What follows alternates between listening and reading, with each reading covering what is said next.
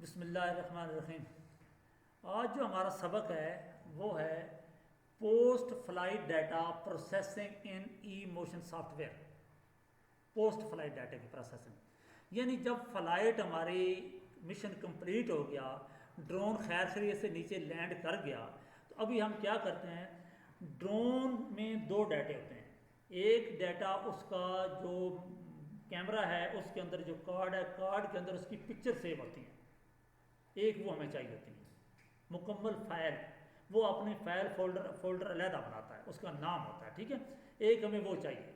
दूसरा ये होता है कि ड्रोन की अपनी अंदर मेमोरी के अंदर ये जो लॉग फाइल जो जिन लाइनों के ऊपर वो गया है, जहाँ से उड़ा है, जिधर जिधर वो वर्किंग करता रहा है, जहाँ पे उसने डबल चक्कर लगाया है, जहाँ पे उसने को मिसिंग किया है, जहाँ पे उसने वार्निंग की, ये सारी चीज़ें उस लॉग फाइल के अंदर मौजूद होती हैं, ठीक है।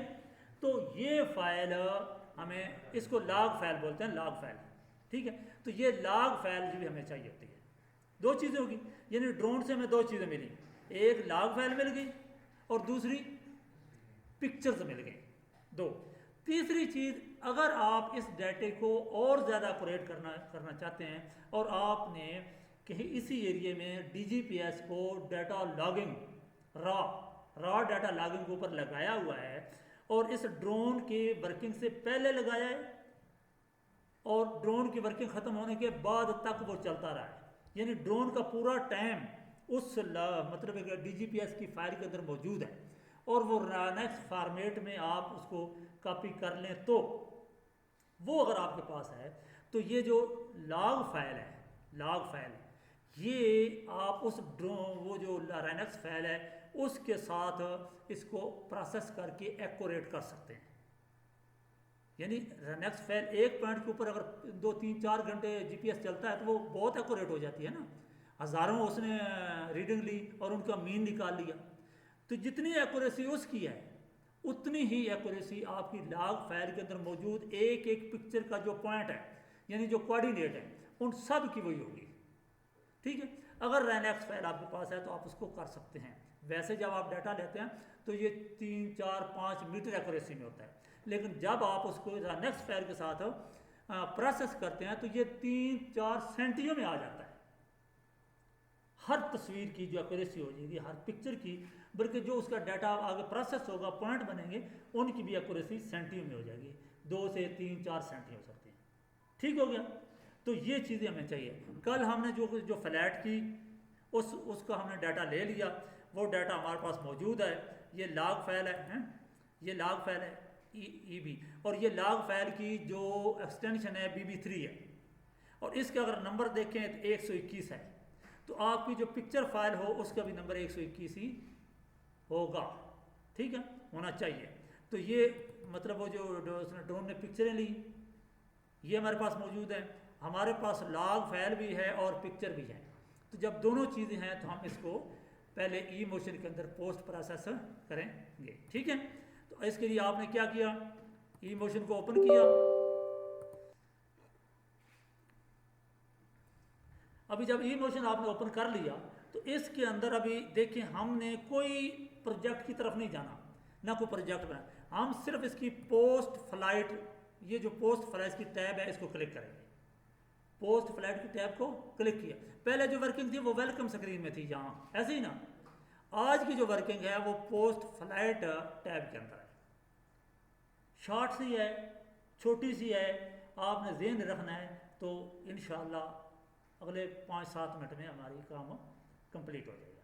छोटा सा लेक्चर है लेकिन हाजिर दिमागी से करना है ताकि इसके अंदर आप जब भी काम करना चाहे कर भी लें और आपका कोई एरर भी ना आए। अच्छा, इसको देखिए, सबसे पहले सेलेक्ट योर फ्लाइट, आप अपने फ्लाइट को सेलेक्ट करें।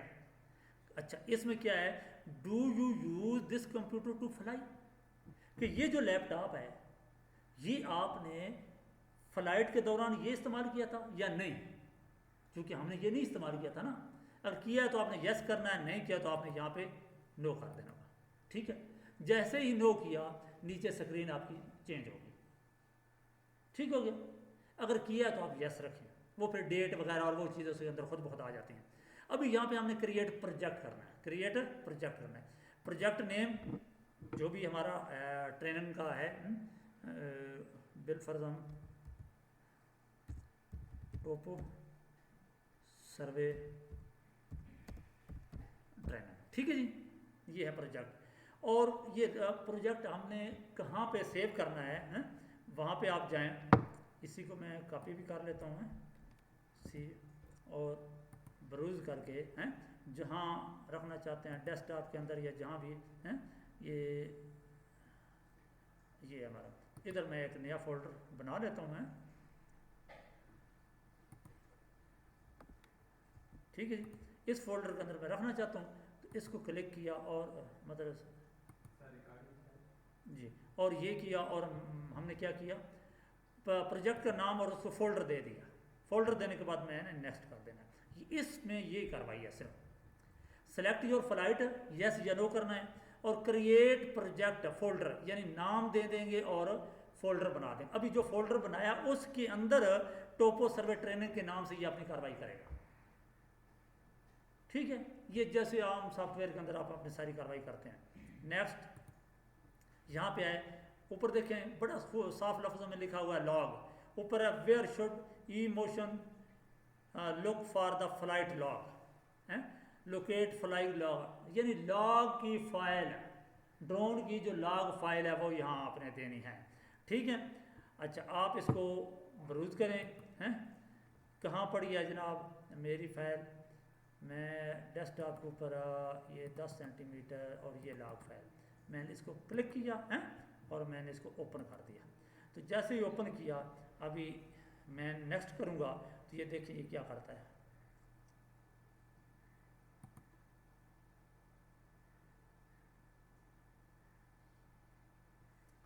आपने इसको गौर से देखना है कि हमने सिर्फ इसको पाथ दिया है, लॉग फाइल सेलेक्ट करवाई है और नेक्स्ट कर दिया।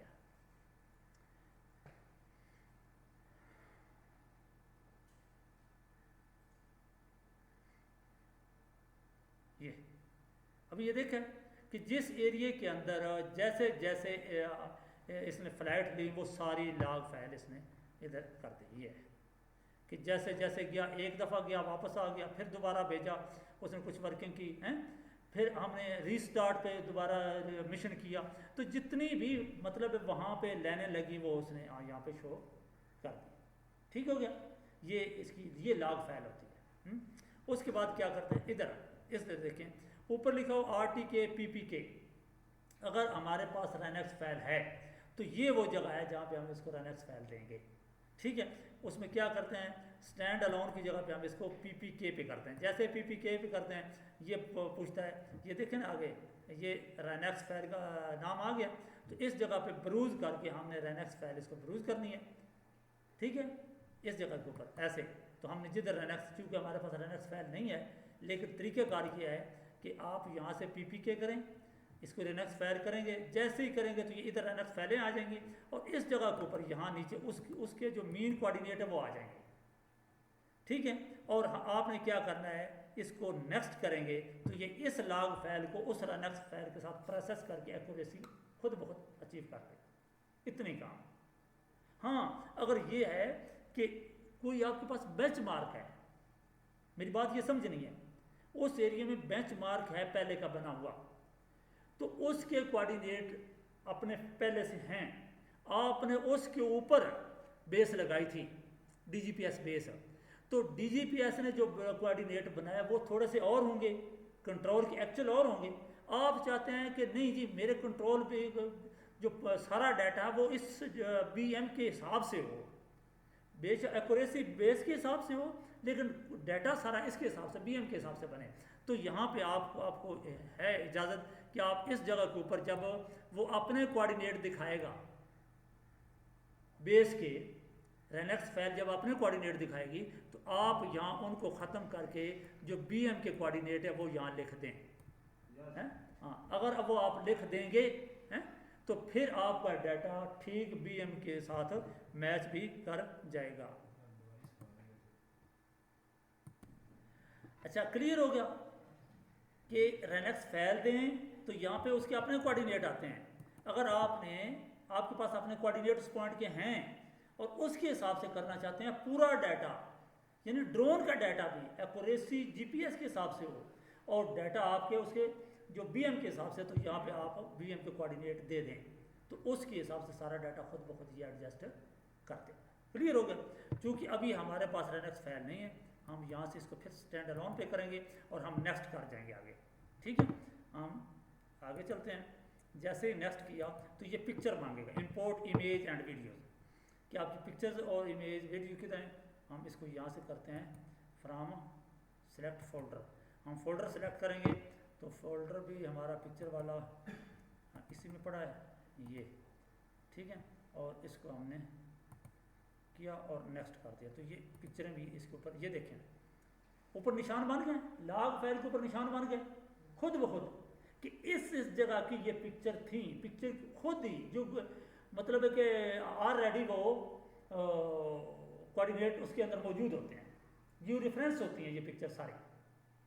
हर पिक्चर जियो रेफरेंस है, उसके अपने कोऑर्डिनेट हैं और उसको अपनी लोकेशन का पता है। और लॉग फाइल के अंदर भी, लॉग फाइल के अंदर भी मौजूद है कि ये पिक्चर इस जगह से ली गई है, लिहाजा उसने उस पिक्चरों को उधर कर दिया। अच्छा, अभी है क्या, वो कह रहा है जो जियो टैग लॉग फाइल है उसमें थी 50 पिक्चर, यानी लॉग फाइल के अंदर 50 पिक्चरें थी, लेकिन जो आपने डाटा हमें दिए वो दिए हैं 22 पिक्चर, लिहाजा वो 40% बनती हैं।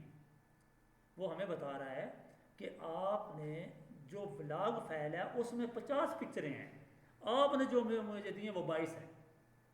तो इसलिए ये आप देख लें कि डाटा मेरे पास कम है। वो फ़र्क क्या है कि अगर आप नीचे देखें लॉग फाइल में तो ये डबल जो है ना वो चक्कर लगा हुआ है।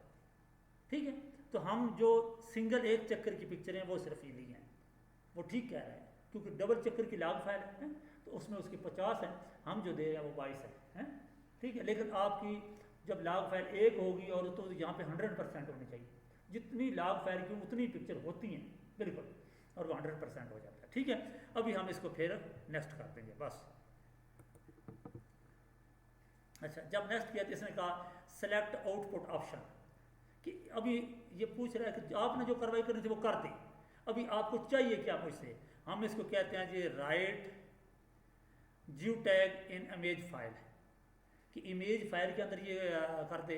फिर कहते हैं जी क्रिएट टेक्स्ट फाइल हो जाएगी, क्रिएट पिक्स, हमें एक्चुअल जो चाहिए ये है create pix 4D project file, ये फाइल हमें ज़रूर चाहिए क्योंकि हमने पिक्स 4D के अंदर इसका प्रोसेस करना है एक, और दूसरा इधर हमें एक इसकी जो है ना वो KML फाइल ये चाहिए। बाकी ये जो है ना मुख्तलिफ ट्रिम्बल प्रोजेक्ट के लिए, अगर कोई ट्रिम्बल सॉफ्टवेयर यूज़ कर रहा है तब, या कोई एजी की प्रोजेक्ट आप सॉफ्टवेयर यूज़ कर रहा है तो वो उसको ये फाइल भी चाहिए। अभी देखें ये प्रोसेसिंग के लिए 3 सॉफ्टवेयर यहाँ बता रहा है कि पिक्स 4D में आप ये प्रोसेस कर सकते हैं, मैं फाइल दे सकता हूँ। अगर आपके पास एजी सॉफ्टवेयर है तो उसकी मैं फाइल आपको बना दे दूंगा, आप सिर्फ फाइल को एजी सॉफ्टवेयर ओपन करेंगे, डाटा खुद ब खुद हो जाएगा। और तीसरा ट्रिम्बल के लिए, ठीक है, हम चूँकि पिक्स 4D के लिए यूज़ करेंगे, नेक्स्ट हमारा जो है लेक्चर वो ये है, इसलिए हम सिर्फ पिक्स 4D लेंगे। ओके, और फिर एक KML फाइल ले लेंगे कि गूगल के ऊपर भी हमें पता चले कि हमारा एरिया कौन सा है।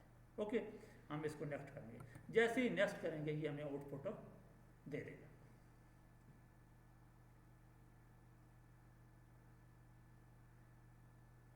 ये फिर हम उधर देख लेंगे कि ये इसमें हमें आउटपुट में क्या दिया, क्या वाकई वो फाइल दे दी, पिक्स 4D की फाइल बना दी, KML फाइल बना दी हैं, तो वो चीज़ें हम ज़रा सा इसको वेरीफाई कर लेंगे। ठीक है, ये जस्ट 1 आध मिनट लेगा और लेकर ये हमें ये डाटा है, इसको कहते हैं पोस्ट फ्लाइट प्रोसेसिंग।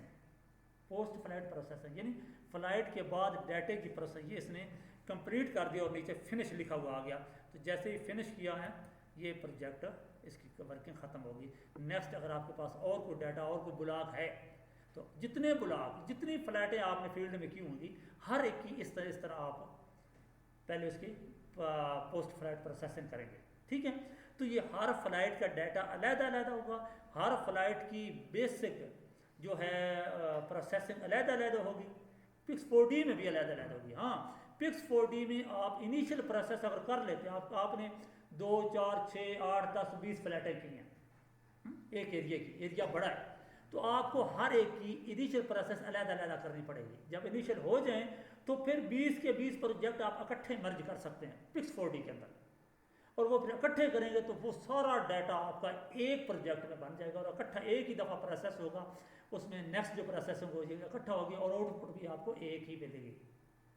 अभी आपने अलग अलग करना है तो जैसे एक को इनिशियल किया है हर प्रोजेक्ट को उसी को मुकम्मल प्रोसेस करना है, तो वो आपके 2, 4, 6, 8, 10 मोज़ाइक अलग अलग बनेंगे, आप उनको जोड़ना पड़ेगा। अगर आप उनको इकट्ठा एक करना चाहते हैं तो ये Pix4D जो कल हम जिसके ऊपर हमारा लेक्चर होगा उसके अंदर है कि आप फिर इनिशियल प्रोसेस करें हर एक का, फिर वो इनिशियल प्रोसेस आप मर्ज कर सकते हैं, मर्ज करके पूरे का पूरा आपका प्रोजेक्ट और जो मोज़ाइक है प्लस जो भी आगे आउटपुट है वो एक ही हो जाएगी। ठीक, उसके अंदर ही वो सारी वर्किंग, और ये ज़्यादा एक्यूरेट है इससे कि आप अलग अलग प्रोजेक्ट बनाकर उनको किसी और जगह पे काट छांट करके उसको जोड़ते रहें। ठीक है, तो आज के बहरहाल हमारा प्रोजेक्ट, हमारा जो सबक था वो ये था। इस बारे में भी किसी का कोई सवाल कि यहाँ तक किसी चीज़ की समझ ना आई हो या कोई चीज़ आप पूछना चाहते हो? शॉर्ट्स है बिल्कुल। जो आपने कहा है कि जो एसपीएम लगाते हैं उसके देते हैं वो तो लेट लाएंगे हैं, तो हमारे पास अगर टेस्टिंग ना दें वो तो फिर अच्छा, जो